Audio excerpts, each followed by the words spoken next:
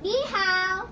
Ako po si Natalia, mula sa Grade 3 Lock, ang munting kinatawan ng bansang China. Ang China ay may mayamang kasaysayan.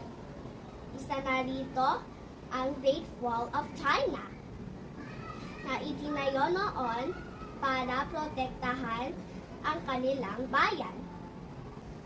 Tuwing Chinese New Year naman, buhay na buhay ang kanilang tradisyon.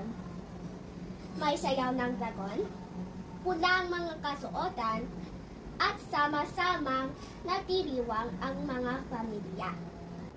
Ako po si Natalia, dala ang diwa ng kasaysayan at kultura ng China. Xixi!